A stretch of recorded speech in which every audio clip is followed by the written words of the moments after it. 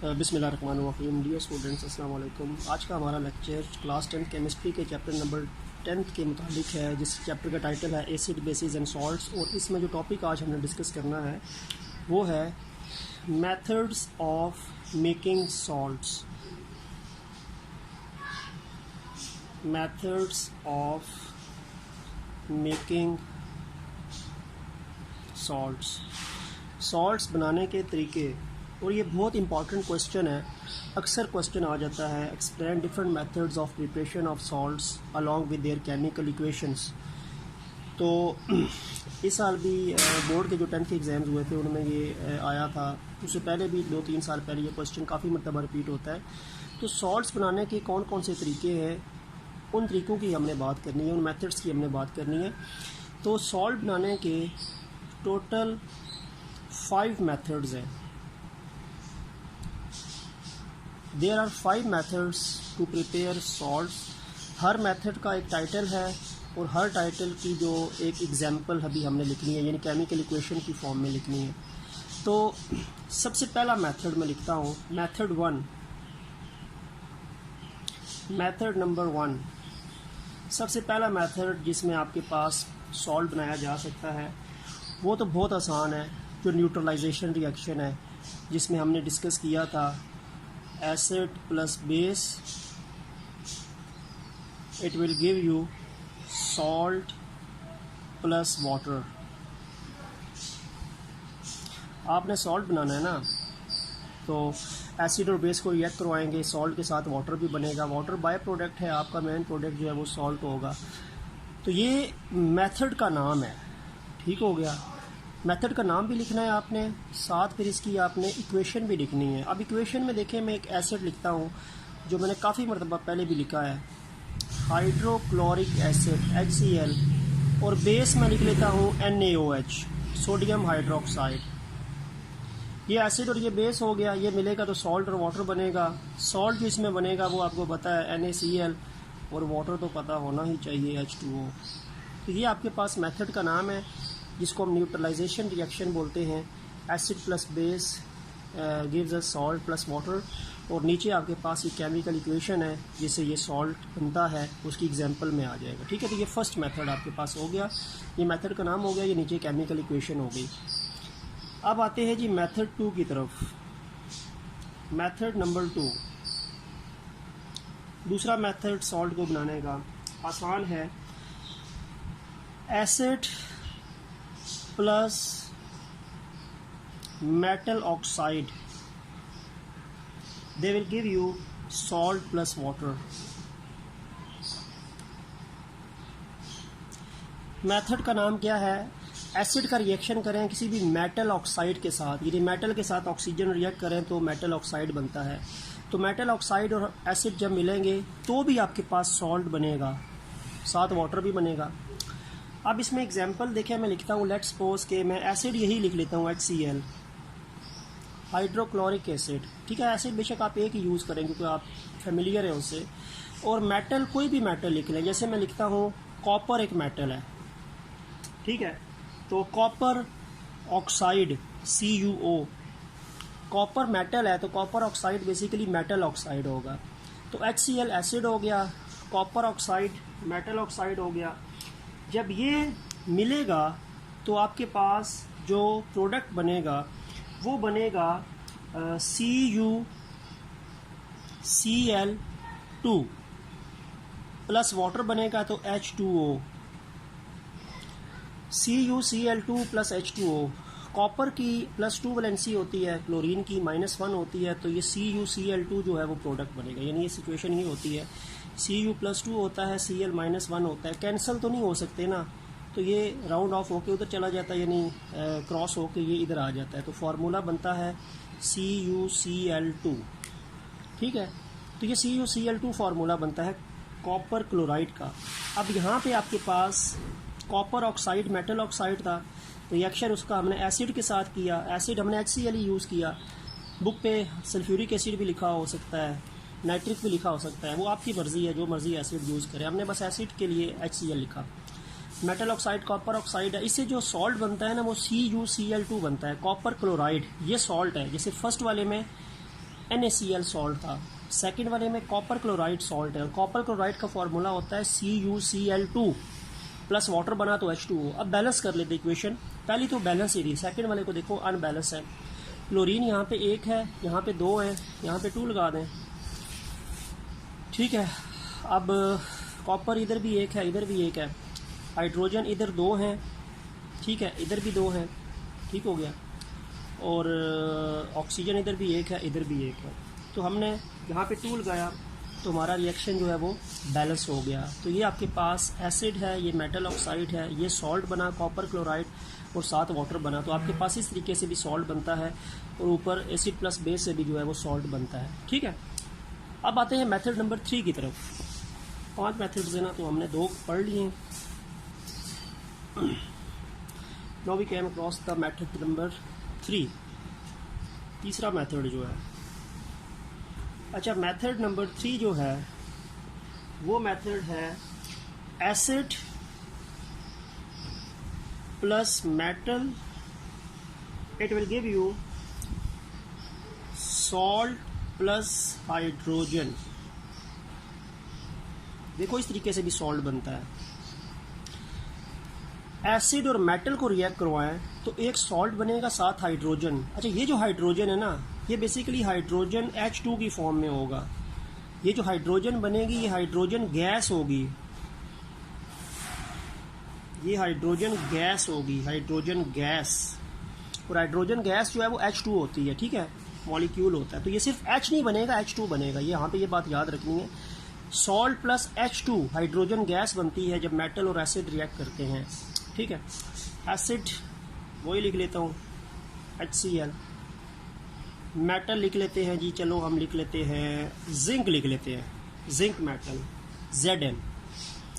तो जिंक और एसिड मिलेगा तो जिंक क्लोराइड पहले बनेगा, ZnCl2, ये सॉल्ट है। जिंक क्लोराइड बनेगा, फार्मूला ZnCl2 होता है, क्योंकि Zn+2 होता है, Cl-1 होता है, तो फार्मूला ZnCl2 बनेगा।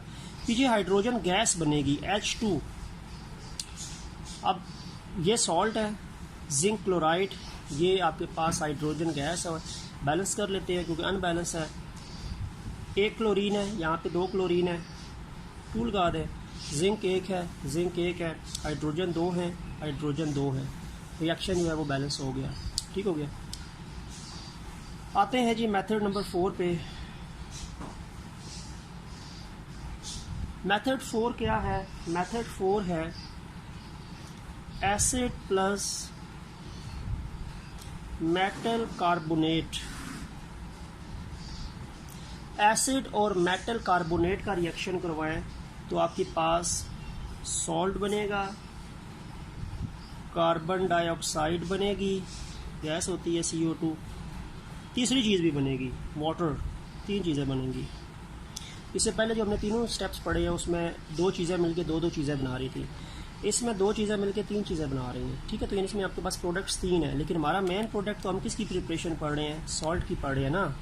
तो सॉल्ट आपका मेन प्रोडक्ट है, ये 2 बाय प्रोडक्ट्स हो जाएंगे। कार्बोनेट जो होते हैं वो CO3-1 कहलाता है। कार्बोनेट CO3 होते हैं, ठीक हो गया। तो कार्बोनेट्स CO3 को कहते हैं, CO3-2 सॉरी, CO3-2। तो किसी भी मेटल के साथ जब CO3 लगा हो तो वो कार्बोनेट्स कहलाते हैं। जैसे कैल्शियम कार्बोनेट CaCO3, ठीक हो गया। Magnesium carbonate MgCO3। तो एसिड में लिखता हूँ वही वाला HCl। मेटल चलो लिख लेते हैं कैल्शियम, और साथ कार्बोनेट है तो CO3। Metal Ca, calcium metal हो जाएगा, और साथ कार्बोनेट है तो CO3 कार्बोनेट को कहते हैं। तो ये कैल्शियम कार्बोनेट एक मेटल कार्बोनेट है क्योंकि कैल्शियम एक मेटल है, ठीक है।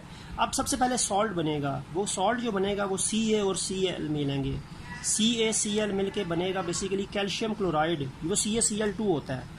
तो कैल्शियम की +2 है वैलेंसी, Cl की -1, तो CaCl2 बनेंगे। प्लस कार्बन डाइऑक्साइड बनेगा CO2, और वाटर बनेगा H2O। बैलेंस कर लेते हैं, देख लेते हैं। कैल्शियम इधर 1 है, इधर 1 है, ठीक हो गया। क्लोरीन इधर 2 है, इधर 1 है, तो 2 लगा दें। कार्बन इधर 1 है, इधर 1 है, ठीक हो गया। हाइड्रोजन यहाँ पे 2 है, यहाँ पे भी 2 है। ऑक्सीजन इधर 3 है, तो इधर भी 2 ये हैं और 1 ये है, तो 3 हो गए। तो ये आपके पास एक acid, hydrochloric acid, metal carbonate, calcium carbonate.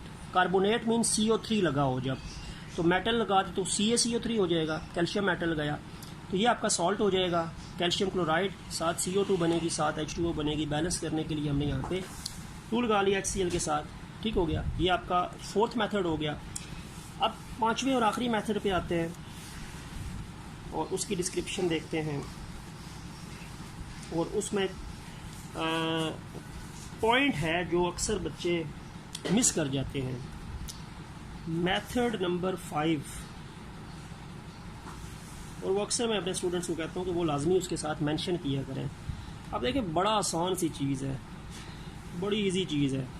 Salt plus salt gives us salt plus salt. देखा जी, 2 सॉल्ट मिल रहे हैं, 2 नए सॉल्ट बन रहे हैं, ठीक है। अब इसका मकसद क्या, सॉल्ट तो हमारे पास पहले भी मौजूद है, हमने क्यों सॉल्ट बना रही है, दोबारा क्यों बना रही है, हम कोई सॉल्ट ही बनाना चाह रहे हैं ना, तो सॉल्ट ऑलरेडी मिला के नए सॉल्ट बनाने की क्या ज़रूरत है। अब दरअसल ये जो मेथड 5 है ना, ये है बेसिकली एक, it is used in the making of insoluble salts. ये जब भी हमने कोई इनसॉल्युबल सॉल्ट बनाना हो ना, जो पानी में सॉल्युबल नहीं होता, ये उसका मेथड है।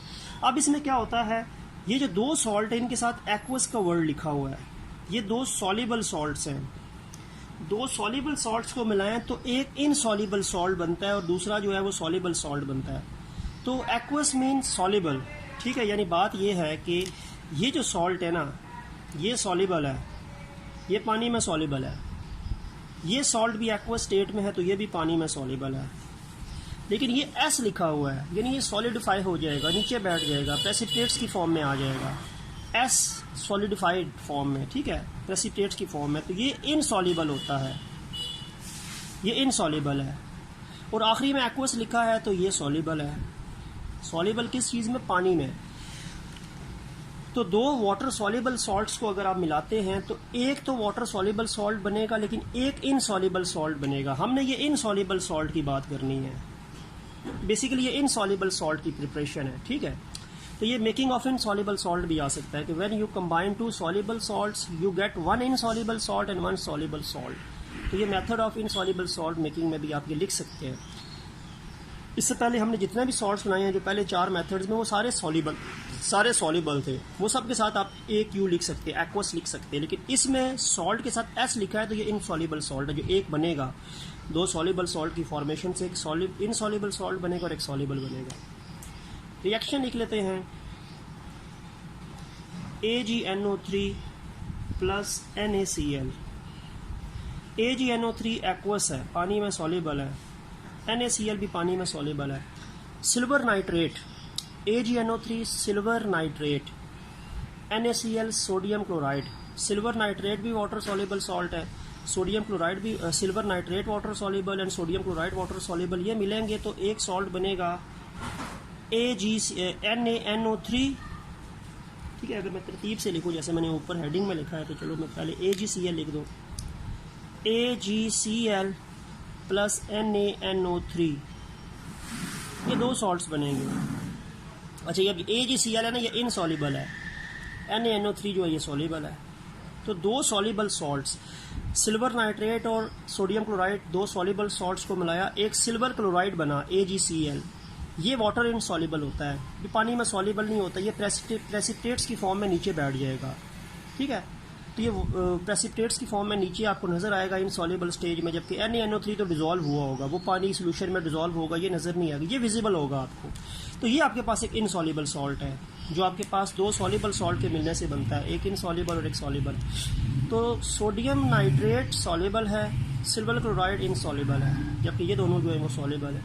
तो ये आपके पास एक इनसॉल्युबल सॉल्ट के बनाने का तरीका हो गया, ठीक है। तो ये बच्चे अक्सर ये S और AQ लिखना भूल जाते हैं, तो ये AQ S AQ, और इसमें ये AgCl इज़ इनसॉल्युबल S, बाकी तो सारे तीनों सॉल्युबल है।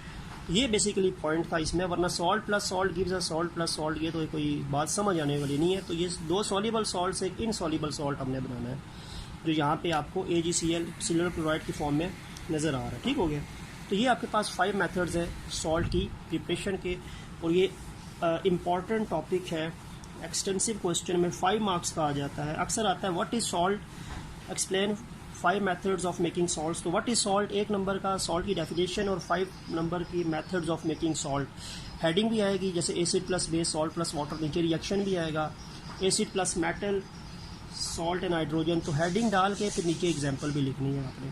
तो 5 मार्क्स आते हैं अक्सर इसकी जो वो है मेथड्स के, और 1 नंबर सॉल्ट की डेफिनेशन का। तो 6 मार्क्स का क्वेश्चन अक्सर ये रिपीट होता रहता है बोर्ड के एग्जाम्स में, क्लास 10 के फेडरल बोर्ड में, और जो बाकी पंजाब बोर्ड है उसमें भी ये क्वेश्चन आता है। इस चैप्टर का लास्ट टॉपिक, और ये हमारा वीक 4 का भी बिल्कुल लास्ट टॉपिक है, यानी ये हमारा चैप्टर 2 ख़त्म हो जाएगा इस टॉपिक के बाद। फिर हमने नेक्स्ट जो वीक होगा वो चैप्टर 3 से शुरू करेंगे, यानी वो जो चैप्टर 11 बनेगा सीक्वेंस की अगर हम बात करें। सॉल्ट्स की क्या यूजेस हैं देखें, सॉल्ट्स के बेतहाशा यूजेस हैं। सॉल्ट का कोई एक अकेला यूज़ नहीं है, सॉल्ट के मल्टीपल यूजेस हैं। देखें जैसे मैं आपको कह सकता हूँ कि जैसे आपके पास सोडियम क्लोराइड सॉल्ट है, ये आपको पता है कि ये टेस्ट के लिए यूज़ होता है। It is use to for taste in food. Food में टेस्ट लाना हो तो आप नमक डालते हैं, खाने में थोड़ा टेस्ट आ जाता है। अगर नमक के बगैर खाना खाएं तो वो बिल्कुल आपको टेस्ट नहीं आएगा, तो आप उसको खा ही नहीं सकते। तो सोडियम क्लोराइड जो सॉल्ट है NaCl, वो टेस्ट के लिए यूज़ होता है। ठीक हो गया। इसके अलावा और भी डिफरेंट सॉल्ट्स हैं, जैसे कि मैं एक सॉल्ट का नाम लिख लेता हूँ कि एक सॉल्ट है आप कह सकते हैं जी, उसको हम कह सकते हैं सोडियम बाइकार्बोनेट। एक सॉल्ट है सोडियम कार्बोनेट, ठीक है। तो ये भी डिफरेंट सॉल्ट्स हैं, सोडियम कार्बोनेट, सोडियम बाइकार्बोनेट्स। इसमें आपके पास ये आप कह सकते हैं कि आपने अक्सर नाम सुना होगा वॉशिंग सोडा का और बेकिंग सोडा का, ठीक है। वॉशिंग सोडा और बेकिंग सोडा का आपने अक्सर जो नाम सुना हुआ है। तो दरअसल ये आपके पास जो सोडियम कार्बोनेट है ना, ये वॉशिंग सोडा होता है। ये सॉल्ट है sodium carbonate, commonly known as washing soda. और ये सोडियम बाइकार्बोनेट होता है, ये बेकिंग सोडा होता है, बेकिंग सोडा, मीठा सोडा। तो ये सोडियम बाइकार्बोनेट या sodium hydrogen carbonate, baking soda, ये बेकरी प्रोडक्ट्स में या बेकिंग में यूज़ होता है। कोई चीज़ केक वगैरह आप बनाएं तो उसमें यूज़ होता है। इसके अलावा सोडियम कार्बोनेट वॉशिंग सोडा है, ये भी सॉल्ट है वॉशिंग सोडा। ये डिटर्जेंट्स में, सोप में बनाने में यूज़ होता है। तो ये भी इनके यूजेस होते हैं, मल्टीपल यूजेस हो गए, ठीक हो गया। इसी तरह फिर कुछ और सॉल्ट्स होते हैं जो फूड को प्रिजर्व करने में यूज़ होते हैं। Salts are also used in food preservation. खुराक जो है उसको प्रिजर्व किया जाए ताकि खुराक ख़राब ना हो, खुराक आपकी लंबे टाइम तक महफूज रहे। तो असल में ये जो आपका टॉपिक यूजेस ऑफ सॉल्ट्स है, इसमें हमने टेस्ट वाली या बेकिंग सोडा या वॉशिंग सोडा जो सॉल्ट्स है इनकी बात मैक्सिमम ज़्यादा नहीं करनी। हमने फूड प्रिजर्वेशन की जो पैरामीटर है सिर्फ वो हमने डिस्कस करने हैं, ठीक है। क्योंकि आपका ये टॉपिक जो है ये सिर्फ फूड प्रिजर्वेशन में जो सॉल्ट यूज़ होते हैं उनकी बात होती है। तो यानी the uses of salts in food preservation, सिर्फ इस पैरामीटर को आपके इस चैप्टर में डिस्कस किया हुआ है। फूड प्रिजर्वेशन का मतलब होता है कि फूड प्रिजर्व हो, फूड के अंदर कुछ सॉल्ट्स डाले जाए जिसकी वजह से फूड ख़राब ना हो, फूड स्पॉयल ना हो, फूड में फंगस बैक्टीरिया आके उसको ख़राब ना कर सकें। देखें पुराने वक्तों में ये होता था कि फ़ूड को प्रिजर्व करने के लिए उसमें कुछ आपके उसको ड्राई कर दिया जाता था। जैसे गोश्त को प्रिजर्व करने के लिए उसको ड्राई कर देते हैं, खुश्क कर देते हैं, सुखा देते हैं, और फिर वो उसमें बैक्टीरिया ख़राब नहीं कर सकता। या फिर बहुत ज़्यादा नमक छिड़क देते हैं, ठीक है। आम जो टेबल सॉल्ट होता है वो भी छिड़क दें तो उससे भी फूड वो जो गोश्त होता है वो प्रिजर्व हो जाता है। या कोई भी फूड के ऊपर नमक ज़्यादा डाल दें तो वो प्रिजर्वेशन के लिए यूज़ होती है। या बॉयल कर दिया जाए, ओल्ड वक्तों में एक चीज़ को बॉयल करते थे बहुत ज़्यादा, तो फिर वो चीज़ भी प्रिजर्व हो जाती थी। तो ये तो एक एंशियस्ट के पुराने मेथड्स होते हैं फूड प्रिजर्वेशन के। लेकिन जो मॉडर्न टेक्निक्स हैं आजकल हमने फ़ूड को प्रिजर्व करना होगा, क्योंकि आपको पता है कि फ़ूड अक्सर एक जगह पे बनती है और वो दूसरे शहर में या दूसरे मुल्क में उसको इंपोर्ट एक्सपोर्ट भी किया जाता है, ठीक है। तो इस बहुत लंबे अरसे के लिए फ़ूड ख़राब हो जाती है। जब वो एक से दूसरे मुल्क में जाती है या एक शहर से दूसरे शहर में जाती है तो बहुत लंबा टाइम होता है उसके ट्रैवल करने में या उसके उस अपनी डेस्टिनेशन में पहुंचने में। तो उस टाइम उस फूड में कुछ प्रिजर्वेटिव्स डाले जाते हैं और वो फूड प्रिजर्वेटिव अक्सर जो होते हैं वो सॉल्ट्स होते हैं।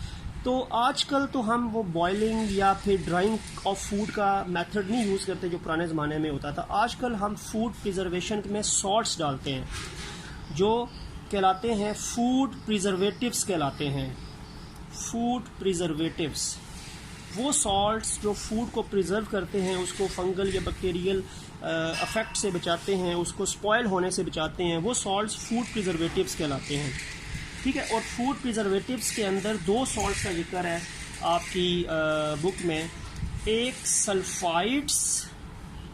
सल्फाइड्स और बेंजोएट्स। सल्फाइड्स और बेंजोएट्स ये 2 इंपॉर्टेंट सॉल्ट्स की कैटेगरीज हैं जो कि सॉल्ट्स में जो कि फूड में ऐड करने से फूड प्रिजर्व नहीं होती, और वो फूड जो होती है वो विदाउट एनी डैमेज बहुत लंबे अरसे तक महफूज रह सकती है, और उस फूड को हम दूसरे मुल्क, दूसरे शहर में या कहीं दूसरी दूर की जगहों पे भेज सकते हैं, तब तक वो ख़राब नहीं होती। तो फूड प्रिजर्वेशन वाला पैरामीटर यूजेस ऑफ सॉल्ट में आपका इस चैप्टर में डिस्कस हुआ है। तो there are many types of salts which are used as food preservatives such as sulfites and benzoates. When these are added to the food, then this food become preserved from all types of spoilage, and no bacteria and fungal will harm that food unless these salts are present in it in the form of preservatives. ठीक हो गया। तो ये आपके पास food preservation में इन 2 salts का जिक्र था। तो ये अक्सर पूछा जाता है कि फूड प्रिजर्वेशन के लिए कौन से सॉल्ट्स यूज़ होते हैं। तो फूड प्रिजर्वेशन के लिए, ये फूड को प्रिजर्व करने के लिए सल्फाइड्स और बेंजोएट्स 2 इंपॉर्टेंट कैटेगरीज ऑफ सॉल्ट्स हैं जो यूटिलाइज होते हैं। तो आज का लेक्चर हमारा यही तक था। वीक 4 का लास्ट लेक्चर, चैप्टर 2 का भी लास्ट लेक्चर। यहाँ पे हमने वीक 4 को भी सम अप कर लिया, चैप्टर नंबर 2 को भी सम अप कर लिया। तो उम्मीद है कि आपको ये लेक्चर अंडरस्टैंडिंग इसकी बेटर होगी।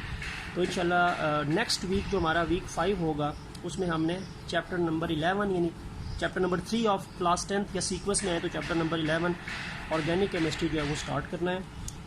तब तक के लिए अल्लाह हाफिज़।